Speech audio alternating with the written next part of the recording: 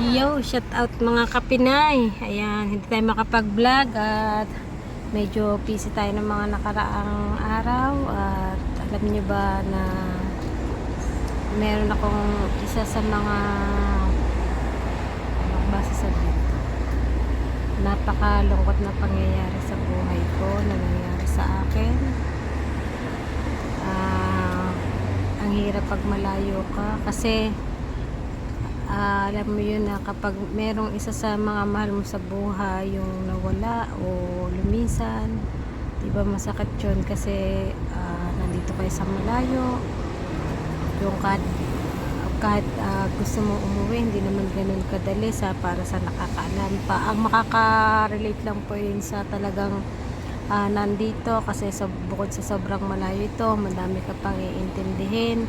At yung isa pa nga ay gawa ng kami naman din ay nakapagpabook na ng ticket na uuwi kami mga kapinay sa unang buwan ng 2024. Kaya kung tutusin mga kapinay, napakadali na lang sana ng panahon na makikita kami ng aking ate.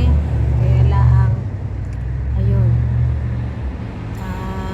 ang aking kasing ate mga kapinay ay isa ng dialysis patient.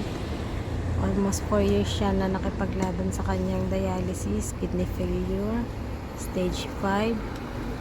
Anak, bata pa siya mga kapinay, 54 years old. Diba kung isipin natin mga kapinay, kabata pa ng ganung edad, kaya laang wala, siguro ayun talaga ang binigay lang sa kanya ni Lord na kung hanggang saan lang talaga siya dito sa mundong ibabaw. Kumbaga lahat tayo ay talaga naman doon pupunta mga kapinay. Kaya lang, syempre, kahit sa'yo naman sa atin, ikaw, ako, tayong lahat, nangangarap na maba ang buhay kasi unang-una para sa mga mahal natin sa buhay. Kaya lang, sadyang hanggang doon na lang siguro talaga yung kanyang buhay mga kapinay. At sobrang nahihirapan naman na rin siya sa pakikipaglaban sa kanyang pagdadialysis. Kaya yun, napakalungkot, diba? Napakalungkot. Nangyari ito nito lang nakaraang linggo at 9 days nga siya noong September 26 lang mga kapinay. Kaya alam niyo ba, yung panahon na ilang araw din ako na sobrang malungkot,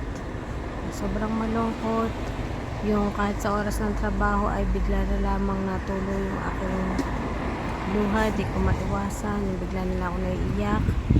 Buti na lang wala akong kasama sa oras ng trabaho mga kapinay.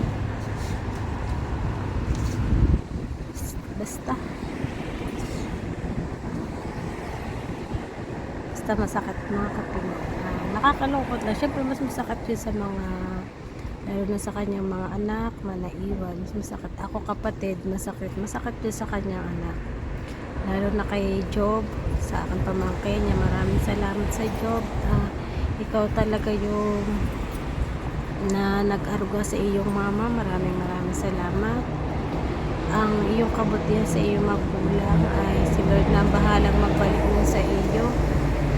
At iba rin talaga yung ginawa mong sakripisyo. May time na talagang napapaghingi mo si mama mo kasi talagang kulang sa pinansyal. Yan mga kapinay. Kaya yun, kami ngayon ay nandito nakaparking. Katatapos ko lang mag-work dun kay na Susan. Kaya ganito ang kaitsurahan ko. Kasi Panday ay bumili laang. Shout out ka Panday. Shout out kay Ilalay ng Panday. Yan. Alis na kami mga kapinay. Bye muna. Saka na uli ako magkukwento sa inyo. Bye-bye. Bye-bye. Ani? Bye bye. Bye-bye. Orange day. It's orange shirt day. Bye-bye. Bye-bye. Like and subscribe. Like and subscribe po daw mga kapinay. Okay.